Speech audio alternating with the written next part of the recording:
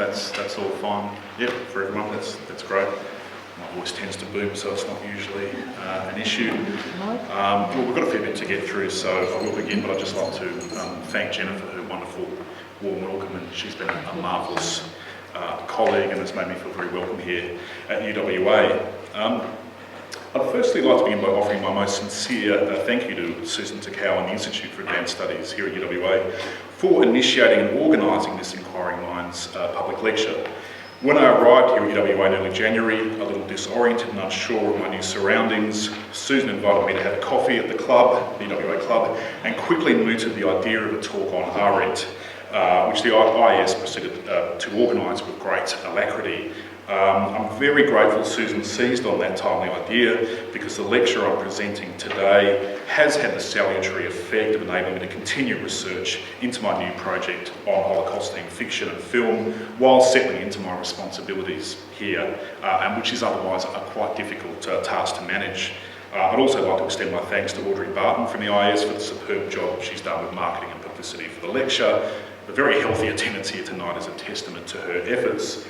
I'd also just briefly like to thank my parents who have flown over from Sydney and extended their initial visit so that they could attend this event, which I really do appreciate. So I'll begin, as there's a fair bit to get through, and I do want to allow... sorry, the volume's not okay.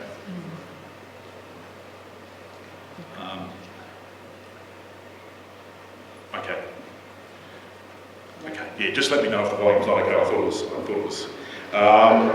So this, as I've said, this lecture is a contribution towards a new project that examines the philosophical and aesthetic legacy of Arendt's notion of the banality of evil. I'm interested, as are a number of scholars working in this area, in the paradigmatic shift in the conception and representation of perpetrators of genocide and other mass atrocities in Holocaust-themed literature and film over the last 50 years. This transformation in the representation of the genocidal perpetrator has been influenced in no small part by the controversial thesis Arendt advanced in her book, Eichmann in Jerusalem, a report on the banality of evil, which was published in May 1963.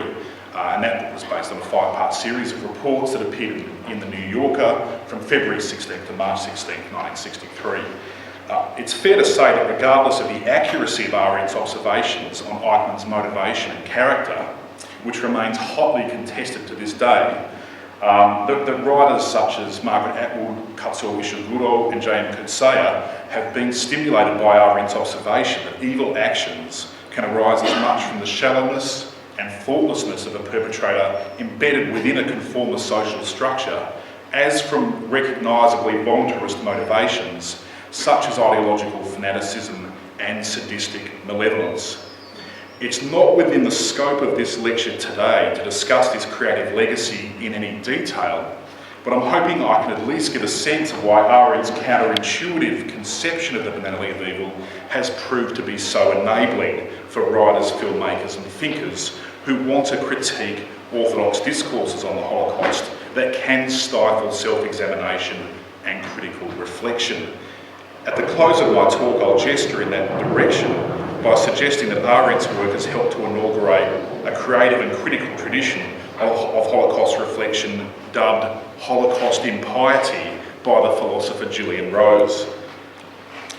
In order to discuss the significance and enduring aftermath of Arendt's famous phrase, I will need to evoke the context in which it first appeared, which requires an analysis of Arendt's detailed report on Eichmann's trial, in which she quickly felt confronted by the disturbing fact that one of the principal architects of the Nazi genocide was not the demonic monster portrayed by the prosecution. My discussion of the provenance of Arendt's concept will also require a review of the trajectory of Arendt's thinking on Nazism and totalitarianism after the Second World War. In grasping the sheer rancour of the controversy that followed the publication of her reports on the Eichmann trial, we should know that Arendt's analysis of Eichmann as a bureaucratic functionary was both prepared by, yet differed in crucial respects from, her historical analysis of the rise of fascism in The Origins of Totalitarianism, which was initially published in 1951 and is still considered her magnum opus.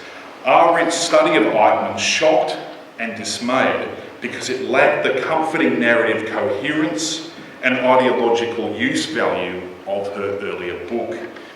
While I'll spend some time historicising that controversy, my principal concern in this lecture is to refute the accusation, reprised once more in the recent debate over the Margarita von Trotter-directed film biopic Hannah Arendt of 2012, that Arendt sympathised with Eichmann, the Nazi defendant, while taking a cold, sneering and supercilious view of Jewish suffering in her criticisms of the Judenretter, the Jewish councils that administered the ghettoised Jewish communities in Nazi-occupied Europe.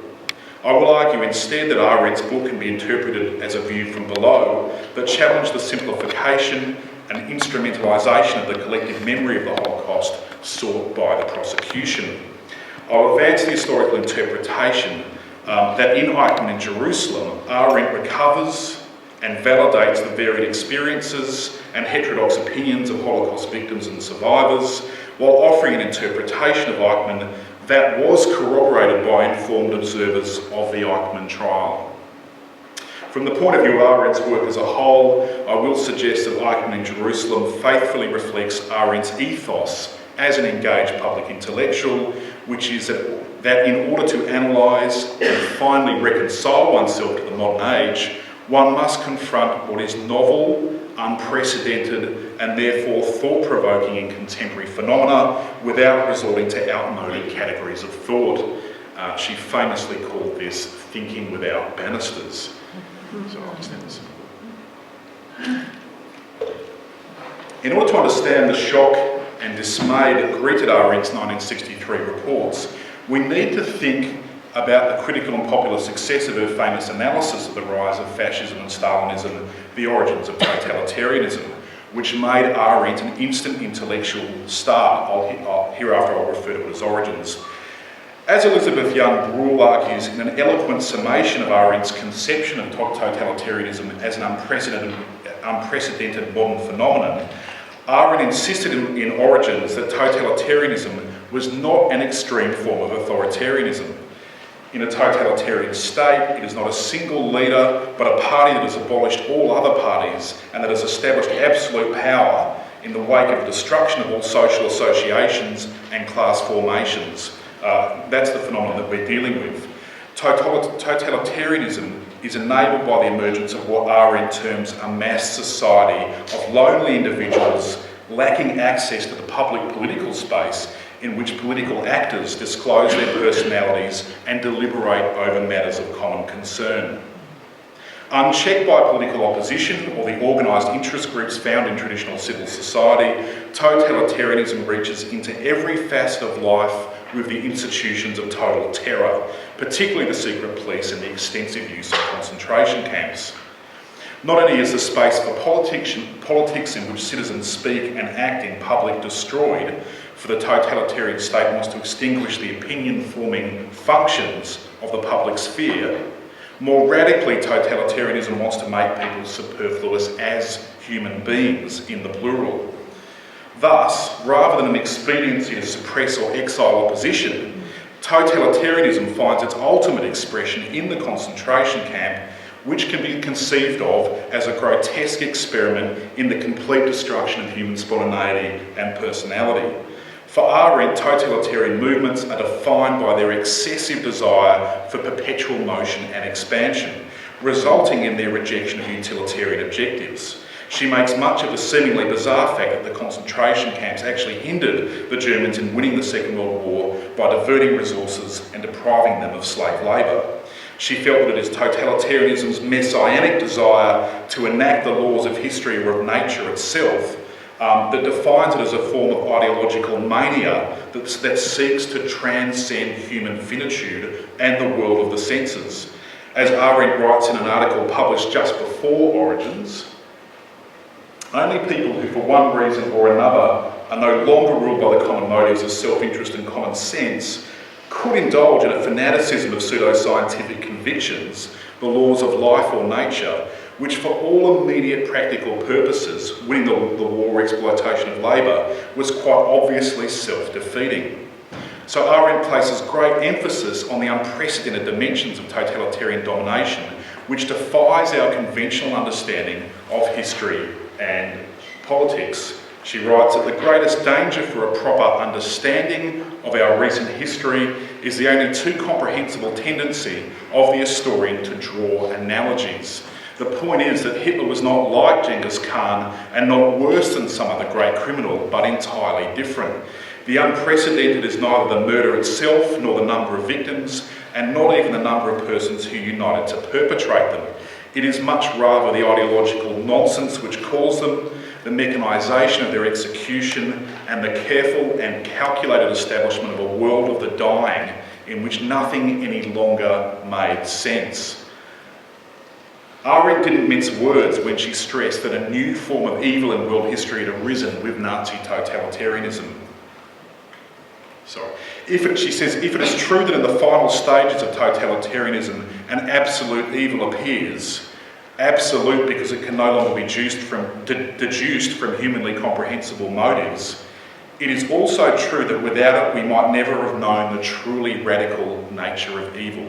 She writes that in the preface to The Origins of Totalitarianism. Abounding in original insights, Origins offered a brilliant historical synthesis, a sweeping narrative focused in an evaluative sense on the essential features of an ideal type, totalitarianism, that could largely be defined by its ideological perversity and terroristic methods, all of which were suitably remote from the lived reality of post-war life in the US, where it found a largely sympathetic reception. As Anson Rubenbach has argued, Arendt's theory of totalitarianism gave impetus to Cold War warriors and liberal anti-communists because it suggested that the fight against communism was a continuation of the fight against fascism by other means. Moreover, Arendt's detailed analysis of the mechanics of totalitarian rule and her classification of Stalinist Russia as a totalitarian state was held by the right to render implausible those theories which tended to reduce fascism and Stalinism to an extreme form of class rule, or class rule under capitalism, rendering the fight against fascism as an extension of the class struggle. Arendt's thesis focused on totalitarianism as an outcome of more recent historical processes, such as the rise of political anti-Semitism and racist imperialism. And in that respect, it did differ from the Nuremberg trials of 1945 and 6 and their rhetoric of Nazism as a kind of barbarism.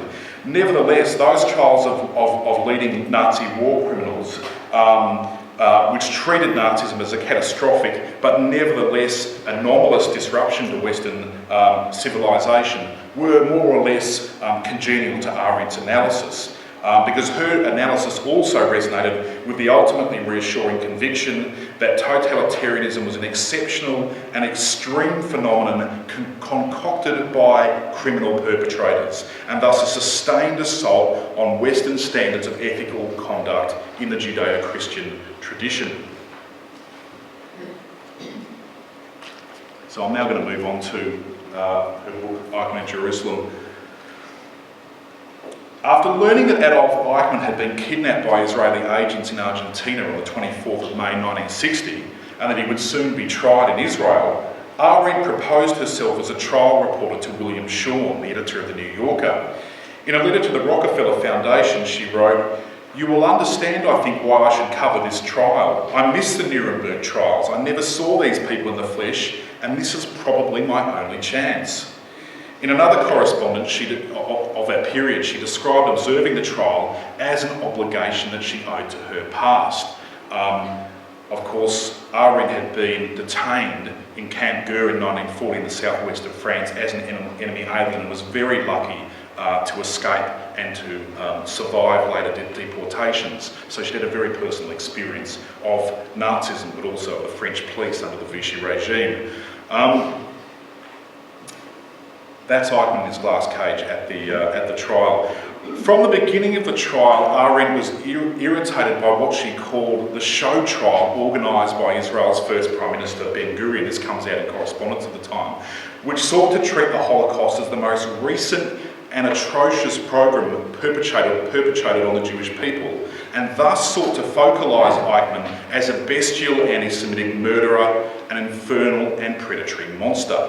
Gideon Hausner, the Israeli chief prosecutor, in his opening address to the court, described Eichmann as a, quote, beast in the jungle, who no longer deserves to be called human.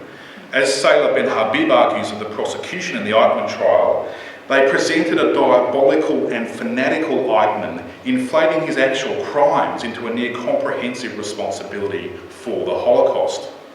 In reviewing the judgment of the district court, the Israeli Court of Appeal actually revised the original judgment to create an even more diabolical version of Eichmann by finding against considerable evidence that Eichmann had received no superior orders. The Court of Appeal then denounced the fanatical zeal and unquenchable bloodthirst of Eichmann and his accomplices. Now, as I mentioned, this kind of rhetoric of the genocidist as a savage barbarian resonated with the depictions of the Nazis in the Nuremberg trials. There, the French prosecutor, for example, Menthon, had asked in his opening address how Germany could have come to this astonishing return to primitive barbarism. The prominent British author and journalist Rebecca West, who attended the trials for the New Yorker, commented that, this is the Nuremberg trials, commented that the Nazis were maniacs who plastered history with the cruelty which is a waste product of man's moral nature. So things changed with Eichmann in Jerusalem, departing from this kind of discourse. From very early in her reports, responding to this diabolical, melodramatic conception of Eichmann as the quintessence of the bestial Nazi, Arendt made the following rather nonchalant, but in fact profoundly revisionist observation that would shatter the wall that then existed between the Nazis and the rest of humanity. She says, Eichmann's was obviously no case of moral, let alone legal insanity. Worse, that his was also no case of insane hatred of Jews, of fanatical anti-Semitism or indoctrination of any kind. Years later, in one of her last philosophical works, Arendt commented how at the Eichmann trial she was struck by a manifest shallowness in the doer that made it impossible to trace the incontestable evil of his deeds to any deeper level of roots or motives. That's in The Life of the Mind, which was published posthumously. In her afterward to Eichmann in Jerusalem, Arendt dismissed the idea that Eichmann embodied another feature of the Nazi perpetrator, which we associate with the brown-shirt stormtrooper or sadistic Nazi commandant. That is, the transgressive, performative enjoyment of audacious criminality. She says, when I speak of the banality of evil, I do so only on the strictly factual level, pointing to a phenomenon which stared one in the face at the trial. Eichmann was not Iago and not Macbeth, and nothing would have been farther from his mind than to determine with Richard III to prove a villain. He merely, to put the matter colloquially, never realised what he was doing. This is a seemingly audacious claim, but by it Arendt means that Eichmann was utterly thoughtless and incapable of independent judgment, that he inhabited an echo chamber of official Nazi discourse that ensured he was incapable of incorporating or even noticing other points of view. As Roger Berkowitz puts it, Arendt felt that Eichmann's lack of moral restraint was a function of his inner isolation, his incapacity to keep himself company through thought and introspection. Thus, Arendt represented Eichmann as first and foremost a, quote, a joiner, ready to do anything for the sake of the fictional truth constructed by the movement he desperately wanted to belong to. This is how she puts it. This is actually in an interview, a 1964 interview with Joachim Fest, the historian of Nazi Germany and a biographer of Hitler. She says Eichmann, wanted to go along with the rest. He wanted to say we, and going along with the rest and wanting to say we like this were quite enough to make the greatest of all crimes possible. The Hitlers, after all, really aren't the ones who are typical in this kind of situation. They'd be powerless without the support of others. Later she puts it, she says, this feeling of power that comes in acting together is not absolute evil. So she's actually slightly revising an earlier idea. It is completely human, but it is also not good. There is a definite attraction to this kind of joint action. And so I would say that the real perversion in this participation is the act of functioning. And the desire to be a functionary, this desire was most evident in Eichmann.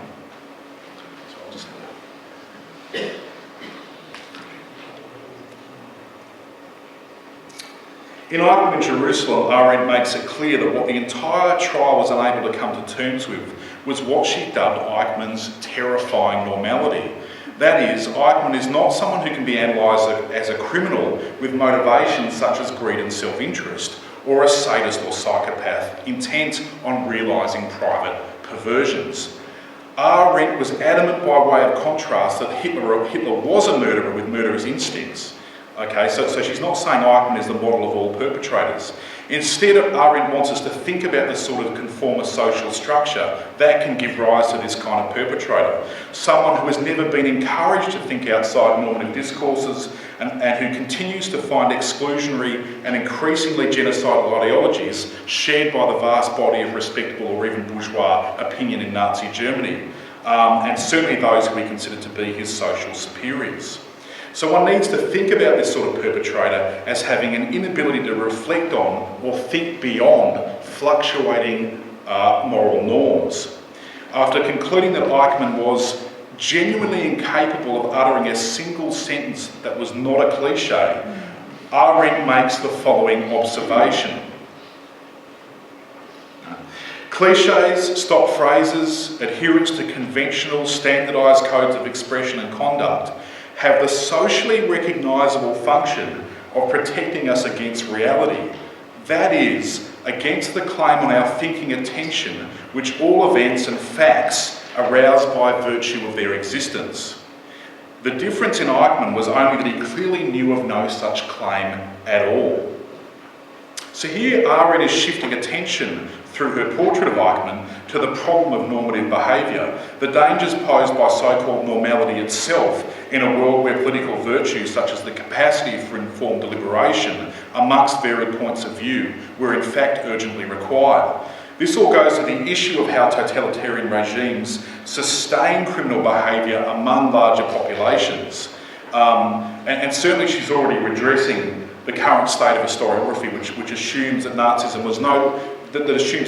wasn't simply a reign of terror, which is a largely exculpatory post-war myth, but a largely consensual totalitarian state after its suppression of organised opposition in 1933.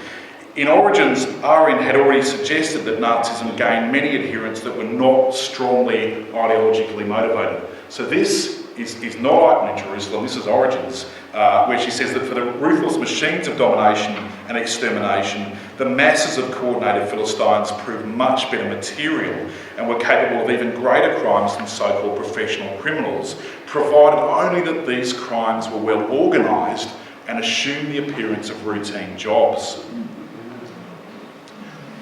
Arendt's analysis of Eichmann as incapable of thinking outside of bureaucratic language, or what he himself called officialese, might also be indebted to the German Jewish literary critic and philologist Victor Klemperer and his famous analysis of the corrupting effects of Nazi language in his 1946 study, The Language of the Third Reich, a study based on extensive notes he took while barely surviving under Nazi rule in Dresden. His wife was non-Jewish, or a so-called Aryan, which allowed him to survive a lot longer. In The Language of the Third Reich, Klemperer was astonished how quickly Nazism's perversion of the German language took hold not only of supporters, but also opponents of the regime, diminishing their critical faculties. He documented how Nazism's militaristic, hectoring and exaggerated rhetoric, quote, permeated the flesh and blood of the people by single words, idioms and sentence structures which were imposed on them in a million repetitions, depriving them of the possibility of rational thought, of a realistic and multivalenced perception of the world. Klemperer was also convinced that the vocabulary and style of delivery reveals the character and psychology of the language user, that in a sense, le style c'est l'homme, that is, the style is the man, that what someone says may be a pack of lies, but that their true self is laid bare for all to see in the style of their utterances, in their comportment. Thus Arendt's highly controversial technique of quoting Eichmann constantly throughout Eichmann in Jerusalem follows Klemperer's philological method. Arendt allows Eichmann, as it were, to hoist himself by his own petard by revealing his incapacity for reflective thought, his near-comic self-absorption and his impoverished imagination. Of course, this approach was also indebted to Arendt's phenomenological proclivities, her willingness to let phenomena speak for themselves rather than subordinating them to preconceived categories of analysis. This little section is called Thoughtlessness and Lack of Character.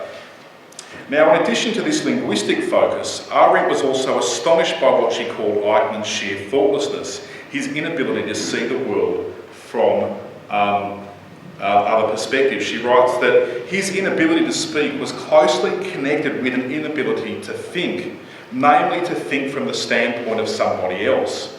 No communication was possible with him, not because he lied, but because he was surrounded by the most reliable of all safeguards against the words and presence of others, and hence against reality as such. As the prominent Holocaust historian Donald Bloxham argues, what Eichmann's thoughtlessness, his failure to grasp the significance of his actions, meant for Arendt was not automaton-like behaviour, not that he was some kind of robot, but more that she was referring to his ethically unreflective embrace of Nazism's new norms, partially enabled by what Zygmunt Bauman has called the moral sleeping pills provided by modern bureaucracy. So I think it's important to realise also that for Arendt, thinking is a philosophically pregnant term. It is not simply what we often call intelligence in the sense of know-how. It's not a capacity for technical problem solving. Nor is the opposite of thoughtlessness the philosophical ability to conceptualise and to engage in abstractions. By thinking, Arendt means a worldly activity, a process of deliberation and internal dialogue or conversation that is inseparable from the active life, the vita activa, one's active participation in the public sphere. By thinking, Arendt has in mind an enlarged common sense, a sense of community, in which I seek out a range of representative perspectives on matters of public concern. Arendt was very fond of this quote from Kant in the Critique of Judgment, where he says, "However small may be the area or degree to which a man's natural gifts reach, yet it indicates a man of enlarged thought if he disregards the subjective private conditions of his own judgment by which so many others are confined and reflects upon it from a general standpoint, which he can only determine by placing himself at the standpoint of others." Or as Arendt put it, this talking to yourself is basically thinking, a kind of thinking that isn't technical, but of which anybody is capable. So the presupposition behind this idea is I can converse with myself. I can in a situation of powerlessness under totalitarian domination, I can nevertheless fall back on conversing with myself, which means that I show that I have at least an ability to resist changing norms, which are the kind of incremental radicalisation of genocidal structures and beliefs in Nazi society. Arendt is clear that this inability to think or to converse with oneself, which also includes dwelling on appropriate examples of virtuous behaviour rather than falling back on cliché and prefabricated ideas, is extremely common across the spectrum in a mass society in which people have become increasingly isolated from the public realm and are often entirely lacking in political virtues that require careful and informed deliberation predicated on a realistic apprehension of the world. She really thinks this is a ubiquitous problem. As she would write later in The Life of the Mind, absence of thought is not stupidity. It can be found in highly intelligent people. I don't think there's much doubt that she probably found Heidegger's supposedly short-lived, she thought, commitment to Nazism probably an example of this kind of thoughtlessness. It's not stupidity. Given her preoccupation with thoughtlessness and the incapacity for judgment as intrinsic to mass societies, and her conviction that the desire to belong to a movement larger than oneself is a fundamental human temptation, it was not difficult for Arendt to judge that Eichmann was an unprecedented kind of criminal perpetrator, because he was a nobody, a so-called little man without the capacity for intersubjective reflection. and thus dangerously adaptable to changing norms of behaviour, as we've just said. So the trouble with Eichmann, Arendt claimed, was that there were so many like him, and that the many were neither perverted nor sadistic, that they were and still are terribly and terrifyingly normal. Terribly and terrifyingly normal. But she means that kind of ironically. She means we have to question what we mean by normality, given that so many psychologists in the trial had actually evaluated Eichmann as normal. So she's also kind of ironising that idea. So where are we at with Arendt in terms of her kind of philosophical trajectory? Both in this book and in subsequent interviews and commentaries on the trial, Arendt moves away from historicising Nazism and places less emphasis on its ideological fanaticism. She becomes more interested in Nazism as sustained by various and often superficial motivations, including career advancement and the desire for peer approval. This results in the bleak, perhaps more modernist conclusion that when you try and grasp why people participated in Nazism, there's nothing that you can readily grasp. There's no single psychological type, such as the authoritarian personality proposed by sociologists, or consistently held ideological convictions that you can say, well, this is why Nazism occurred and so many enthusiastically participated.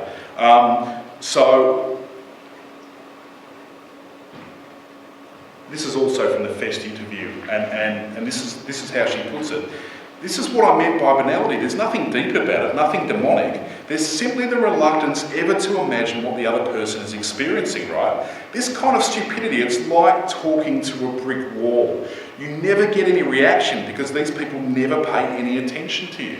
You know, you simply cannot make a claim on their on their attention in the first instance. And she felt this as a huge problem, and she had encountered it significantly in the period leading up to and during the rise of the Nazis. Let's talk now about the backlash. Well, if you've seen the film Hannah Arendt, you know the backlash against Eichmann in Jerusalem was absolutely ferocious. Anson Rubbenbach describes it as the most bitter public dispute among intellectuals and scholars concerning the Holocaust that has ever taken place. The controversy elicited over 1,000 published responses and was memorably described by Irving Howe as a civil war that broke out among New York intellectuals. The controversy was played out in well-known periodicals like Partisan Review and Commentary, but also right across the American Jewish press. The chief prosecutor of the Eichmann trial, Gideon Hausner, actually visited the US soon after the publication of Arendt's book to criticise what he described as Arendt's bizarre defence of Adolf Eichmann. In a New York Times book review, the historian Barbara Tuchman openly accused Arendt of a conscious desire to support Eichmann's defence, while Lionel Abel wrote in the Partisan Review that Eichmann comes off much better in her book than do his victims. This is a really common critique. During this period, Arendt also lost or had severely strained relationships with lifelong friends, depicted in the film, including Hans Jonas, Kurt Blumenfeld and Gershom Scholem, who notoriously accused her in an acrimonious correspondence of lacking in love for the Jewish people. I'll just give a rundown of the main lines of criticism voiced in these reviews and in the furious discussion that went on around the book that lasted for about 3 years, though in fact it's never entirely died down.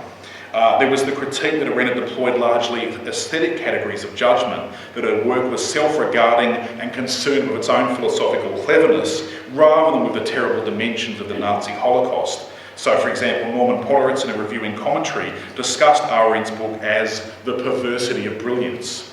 There was also the idea that Arendt had used a sarcastic, judgmental tone that lacked sympathy for the victims of a still very recent event. As Scholem put it, it is that heartless, frequently almost sneering and malicious tone with which these matters, touching the very quick of our life, are treated in your book, to which I take exception. There's also the idea that anti-Semitism and the victims should have been central, rather than this lengthy, sustained analysis of Eichmann. And there was also a critique that Arendt was scathing towards the hyperbole of the chief prosecutor, and that she claimed that much of the evidence presented in the trial was actually irrelevant. and as we've seen, she actually scorned it as a show trial. For Arendt, we should be talking about Eichmann himself, and not, for example, giving a kind of potted history of Nazi Germany. There's the critique we've just seen that Arendt was actually sympathetic towards Eichmann, that Arendt's depiction of the file clerk ordinariness of Eichmann was unacceptable to those who had survived Nazi brutality. To accuse Eichmann of banality was to suggest that there was something commonplace or average about Nazi perpetrators, which was a real slap in the face to those who had suffered extraordinary degrees of cruelty, through the kind of imagery and things that we're all aware of. So this just seemed profoundly wrong at the time. Golo Mahn, the son of Thomas Mahn, and a successful historian and writer, criticised Arendt for attacking the Jewish councils. This is a common line of critique. He stated that in her overly clever dialectic that made all cats grey at night, it made all cats grey at night, in that the good are not really good and the bad are not really bad, that she had separated out, that she had basically confused a kind of absolute distinction between the Nazis and their victims. I'll go into her criticism of the Jewish councils shortly. There was also the Cold War context that we need to think about here. At a key historical moment after the Cold War repression of discussing anti-Semitism, Arendt is critiquing a trial that for the first time had actually focused on the pivotal role of anti-Semitism. For example, the Nuremberg trials had hardly even mentioned the Jews at all. They had talked about war crimes and crimes against humanity.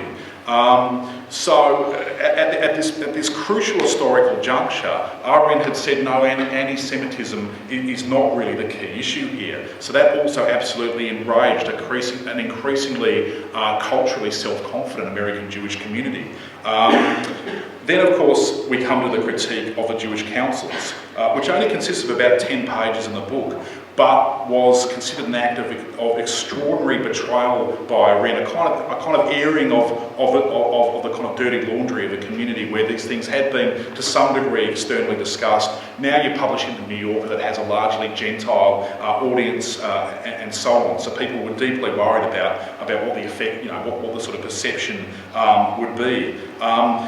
Arendt's notorious conclusion in Eichmann Jerusalem was that if the Jews had been leaderless and unorganised, there would have been chaos and misery, but nowhere near as many as 6 million people would have been murdered. And this is because the Jewish councils, which were kind of municipal administrations, were required to ensure that Nazi orders and regulations were implemented. And this did mean in some instances that they actually prepared, for example, lists for deportation. And those deportations were sometimes brutally enforced by the Jewish police and so on. So, sort of Arendt had given this a kind of public airing, which caused extreme consternation. I'll also just give one other reason why I think there was so much consternation and bitterness about what Arendt suggested, and I think it's because she really kind of disoriented people. As Donald Bloxham says, what Arendt actually does in Eichmann Jerusalem is present a kind of differentiated view of a perpetrator with mixed motivations, whereas there was and remains a powerful desire for a fixed image of the Nazi perpetrator and a comprehensive explanation of the Nazi genocide. And Bloxham's interesting point is that this continues on into contemporary scholarship and historiography. He says, many scholars seek to incorporate the essence of motivation as if there were only one, depending on what they perceive as the relative role of ideology or circumstance. So, of course, you've got, say, Christopher Browning's idea that that many of the actual perpetrators of the Holocaust were so-called ordinary men, versus Daniel Goldhagen's idea that basically the Holocaust was committed by sort of German Judeophobes who had a long suppressed but finally emancipated murderous hatred of Jews that was finally unleashed in the Holocaust. So you can see that this idea that you need a kind of iconic, defined sense of the perpetrator is one of the reasons why Eichmann in Jerusalem was so poorly received. I think it's gradually been more and more accepted by more recent historiography. I should say, and because this is this is important, that Arendt also seemed to complicate the legal basis for actually trying the Nazis. She herself wrote that murder without motive, meaning those motives that are familiar to us as criminal, passions, interest, or ideologically motivated, none of this applies to someone like Eichmann. I would say that this type of person, murdering either from a desk or en masse, is of course a comparatively much more horrible personality type than the normal murderer, because he no longer has any connection to his victim. He truly kills people as though he is killing flies. And she later says, legal textbooks don't prepare us for administrative mass murder, and nothing prepares us for this type of perpetrator. So this quite subtle and interesting emphasis that the criminal law can't really deal properly with the ramifications of someone like an Eichmann, as you can see, could easily be misunderstood as saying that actually the law is misguided in the way it tries to prosecute these kinds of perpetrators. That there's actually no legal basis for prosecuting this kind of genocide. So you can see here that there is a whole range of reasons why Arendt's it was kind of overdetermined in a sense that Arendt's Eichmann in Jerusalem would cause bitter antipathy and consternation.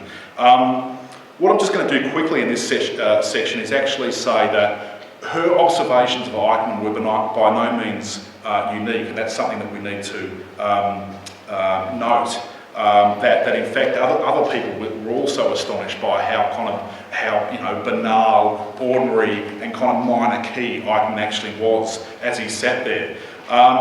For example, Arendt's report was actually influenced by a young Jewish American scholar called Yosal Rogat, who published a pamphlet in 1961 entitled, this is very shortly after the trial, entitled The Eichmann Trial and the Rule of Law. He had already critiqued himself the trial as a show trial intended to legitimate the state of Israel and educate its young and the world at large about the monstrous dimensions of anti-Semitism. It's Rogat who noted the incommensurability of Eichmann's crimes with any punishment and the eerie character of someone who he felt could not think. Eichmann was the sort of person who could not think. This is the sort of person who was literally estranged from himself. For Rogat, Eichmann was the perfect prototype of the fiend as bureaucrat, and Rogat actually denounced the file-clerk ordinariness of Eichmann in executing absolute and monstrous evil. Then there's the Scottish writer Muriel Spark, who was of Jewish descent. She also attended the trial as a reporter for The Observer, arriving in June 1961. Concurring with Arendt's description of the banality of evil as the most salient aspect of what she witnessed in Eichmann, she described him as a sort of weasel, the sort you meet every day on the street like a grocer or a banker. She says he could only come out with banal phrases and clearly never grasp the evil he had perpetrated. What was so shocking was that this was a little bad man, not a big bad man. One example of Eichmann's pathetic incapacity to grasp the enormity of his crimes is when he denied transporting children to the concentration camps because if he had done so, it would have been done on time. So at another moment, Eichmann requested an important document, not to review its contents, but so he could correct his bureau from 4B4 to 4D4. So again, it's this kind of bizarre pedantry in the middle of this kind of world historical proceeding. We also should say that there's long been a critique that what Arendt was judging here with Eichmann was clearly a persona. It was someone constructed for the trial. That she was unable to actually detect Eichmann's timid and slightly shambolic self-presentation as a persona engineered for the sake of these proceedings. That in fact he really was a committed Nazi with a murderous antipathy to Jews, and that he'd sort of prepared this persona in conversation with his defence lawyer. But we do have more direct testimony from Nazi perpetrators that supports Arendt's observations. In a recent essay, a leading Holocaust scholar, Sue Weiss, discusses interviews that Claude Lanzmann took with former Einsatzgruppen members that never appeared in his monumental film Shoah. Although that's not hours long, there are hundreds of hours of actual interviews and footage that he left out. Now, she discusses one such interviewee, someone called Karl Kretschmer, an administrative specialist and shooter in Einsatzgruppe C, which he joined in late 1942. Now, Kretschmer joined the Nazi Party late in 1940 and was actually refused entry to the SS because he failed its so-called ideological training. As a result, he was barred from the Luftwaffe, just as he had joined the... so slightly later, he then joined the SS in order to fit in. So again, there's this idea of actually wanting to belong. Kretschmer decided to take part in the Crimean massacres being conducted by the Einsatzgruppen because he felt that it would actually advance his personal and career standing. And this has now sort of been discovered to be a not unusual motivation. And it is partially peer group pressure. It's also the idea that if I commit a murderous act, I'll show I belong to this movement. I'll show that I'm not weak. You know, so those motivations are now being recognised as part of the dynamics of genocidal crimes. So Weiss is interested in letters from the Ukraine that Kretschmer sent to his family back in Berlin in 1942, in which he writes, "But you can trust your daddy. He thinks about you all the time and is not shooting immoderately." In a letter to his wife, Kretschmer complains that he cannot find a Persian Astrakhan coat because the Jewish dealers are no longer alive. Confronted in the street by Landsman suddenly confronts him. Kretschmer offers an explanation for the complaint in his letters that simply compounds what she calls, this is Weiss, the banality of atrocity. Kretschmer says, "It's very simple. When you want to buy something, you need a shop, don't you?" Landsman says, "Yes. And when there isn't anyone to do any training, you can't buy anything, can you? And anyway, my wife didn't want an Astrakhan coat. She wanted the skins to sew together herself. She's the seamstress." As Weiss comments, Kretschmer speaks of the missing Jewish shopkeepers as if making a neutral observation rather than one about the consequences of mass murder. But that's the point Arendt's making. He cannot actually understand himself as an independent ethical agent with responsibility for his actions. Kretschmer's ability to vividly remember minutiae 30 years later in an interview with Landsman suggests that self-interest and domestic concerns were more present to his mind than the greatest genocide in history. And that was certainly the case with Eichmann, who could remember trivial incidents but lacked any holistic sense of the war itself and its impact on its victims. We're now well aware of the self-pity of the Einsatzgruppen, who would often complain that their superiors lacked concern for their interests, for what they call this filthy work. So again, that kind of mundane self-pity in the midst of genocide is something that I think now can broadly be established under the rubric of the banality of evil. We should say also that this whole issue around the Jewish councils is very complicated, but Arendt would have seen herself as actually giving voice to the many Jewish people who had actually suffered and then later complained about the Jewish councils in the 1940s and 50s. Now, this is a comment from Emanuel Ringelblum, who was a leading Jewish intellectual and cultural organiser in the Warsaw Ghetto. He was also a writer and historian. He was heavily involved in the YIVO, the Jewish Scientific Institute, and he founded one of the largest underground ghetto archives, whose documents were buried and recovered after the war, and whose contents serve as the basis for a wealth of knowledge about the Holocaust. He was also a leader of Yiddish culture and secular learning, and this is what he had to say about the Jewish councils. The entire work of the Jewish council is an evil perpetrated against the poor that cries to the very heaven.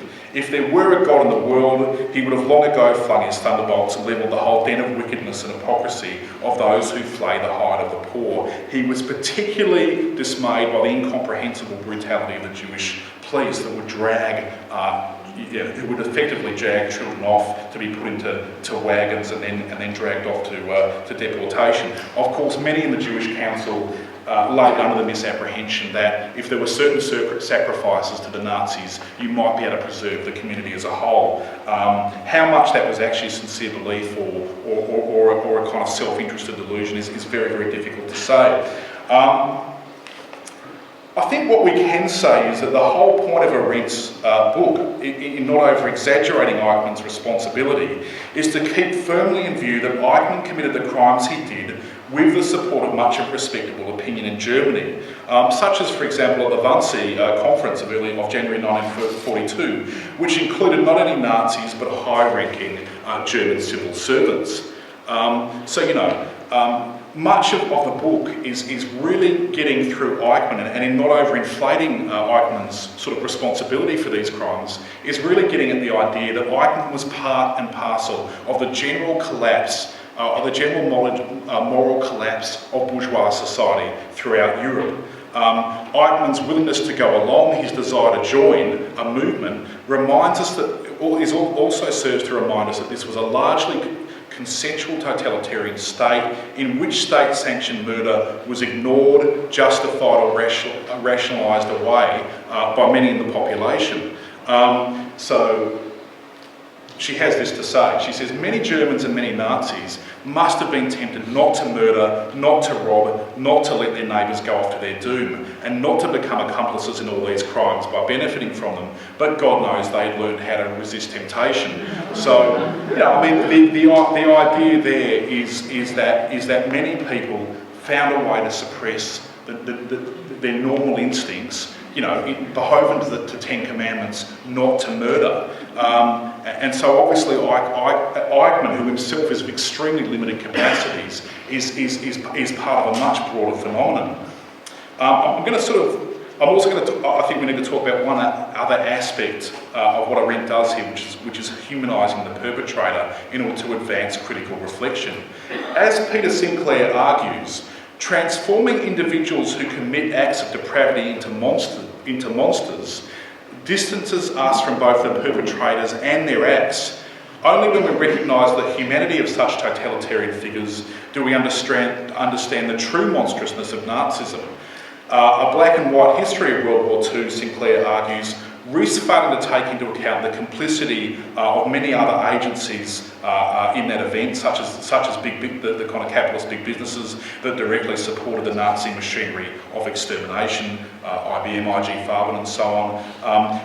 Arendt also represents a move away from a kind of what you might call a black and white history of that era, which, for example, doesn't talk about Allied crimes or the extensive use by the Allies of internment camps for enemy aliens. So she's initiating a much more kind of complex historical thinking about the Second World War. This is another quote that I think sums up Arendt's approach. The only way to understand the Holocaust is to reject a simple explanation that satisfies and comforts. No group of perpetrators as enormous, multinational and diverse as the one that implemented the final solution can easily be categorised as having one overarching motivation. That also goes to Arendt's point that the enactment of the final solution in Europe was not simply committed by Germans, but actually relied on many willing collaborators, particularly in various indigenous populations around different European countries and so on. Many of whom realistically were interested in Jewish plunder, in plundering the property and assets of Jews. So again, this idea of the banality of evil can also capture base materialism and greed as a motivation for genocidal perpetrators or accomplices. I'm just going to finish now, and this is my concluding argument about what Arendt's idea has kind of generated in terms of contemporary kind of critical discourse. I would say that Arendt's Eichmann in Jerusalem is a precursor to a critical tendency that has emerged since the publication of the late Gillian Rose's quite well-known philosophical work, Mourning Becomes the Law, Philosophy and Representation of 1996, where Rose questions what she calls Holocaust piety, which should not be sort of equated with anything that is unsympathetic towards those who suffer from the Holocaust. But by Holocaust piety, Rose means a powerful discourse that sees the Holocaust as unique and ineffable or non-representable, which thus threatens to mystify the Holocaust as something we dare not understand. Because, of course, another sort of response to Arendt's Eichmann in Jerusalem is, you simply should not be talking with this brazen self-confidence about a very recent history that should in a sense be greeted with sorrow and awed silence. This idea that you could talk so confidently and feel you know something, that you know actually something about this very recent past is something that Arendt was often charged with. On the other hand, Holocaust piety also considers Nazism and the Holocaust as knowable and containable through redemptive narratives of heroes and villains, which you get in the Hollywood films, or encourages us to ignore its chilling implications through sentimental stories. Overturning decades of reluctance, critics now accept that detailed representations of the Denkungsart, which is German for the kind of style of thought of perpetrators, may help us understand the all-too-human dimensions of genocidal criminality in the modern age. Arendt's stance of critical impiety, which should not be conflated with lack of sympathy or disrespect, has encouraged an investigation of the contemporary potential for atrocity that is felicitously articulated by Eichmann's most recent biographer, David Cesarani. This is what he says. The genocidaire has become a common feature of humanity, and to that extent, Eichmann is typical rather than aberrant. This is not the same as saying that we are all potential Eichmanns. Rather, the matrices which generate the perpetrators of atrocity and genocide are multiplied. In these circumstances, normal people can and do commit mass murder or engineer it. Much contemporary drama, novel and film, which I'm investigating, has been dedicated to exploring this proposition without flinching, which is why Arendt has encouraged the representation of perpetrators in ways which can only be salutary for critical reflection. Thank you very much.